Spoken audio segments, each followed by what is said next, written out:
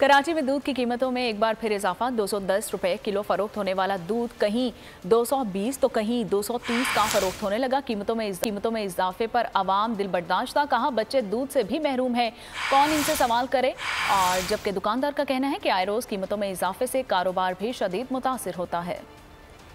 भाई दूध की कीमतें तो बढ़ रही है, क्या कर रहे हैं। इनसे पूछो तो कहते हैं भैंस का दाना महंगा है, चारा महंगा है, सब कुछ है, इसीलिए ये है। कहेंगे कहीं 210 भी बिक रहा है, कहीं 200 भी। ये इनकी दुकानदारों की आज़ादारी है। सरकार को हर चीज़ का पता है ना कि ये 230 चल रहा है या हर चीज़ पे 5-10 रुपये बढ़ रहे हैं, तो क्यों बढ़ रहे हैं, ये तो सरकार को सोचना चाहिए। ये गलत कर रहे हैं और ये इनको ऐसा नहीं करना चाहिए। जो रेट गवर्नमेंट ने दिए गए उसी के हिसाब से देना चाहिए। दूध को सस्ता करना चाहिए क्योंकि हर कोई खरीद सके, गरीब और अमीर दोनों को बराबर हिस्से ले लेना चाहिए दूध। मगर ये लोग गलत कर रहे हैं कि महंगा बेचते हैं, क्योंकि वरना गरीब बंदा तो अफोर्ड नहीं कर पाएगा, वो मर ही जाएगा इस तरह। तो इसका तो जो जिम्मेदार है ना वो इस टाइम पे हमारी हुकूमत है। जो दूध वाला है ना, जो पीछे जो मतलब फार्मर जो है वो कहता है कि मुझे वारा नहीं खाता, वो अपनी दिन ब दिन जो है ना प्राइस इंक्रीज कर रहा है। हमारे पे क्या, हमारे पे बोझ बढ़ता है, सारा कस्टमर आके हमारे को शिकायत करता है।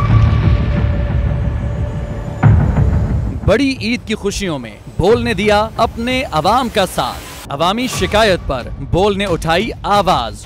उधर पेशावर में आलाइशों को ठिकाने लगाने के लिए WSSP का खुसूसी ऑपरेशन शुरू हो गया है, जिसमें 3259 एहलकारों समेत 683 गाड़ियां हिस्सा ले रही हैं। बोल की खबर पर इदारों ने भी कसली कमर, लिया एक्शन। लाहौर में मुख्तलिफ मकामात पर आलाइशें जो है वो हमें सड़कों पर दिखाई दे रही थी, लेकिन उसके बाद जो LWMC है उनका अमला जो है वो उसके बाद फील्ड में निकला और उसके बाद आलाइशों को हटाने का सिलसिला जो है वो शुरू कर दिया गया। क्योंकि बोल है पाकिस्तान का नंबर 1 न्यूज चैनल। सब्सक्राइब करें और बेल दबाएं ताकि कोई खबर रह न जाए।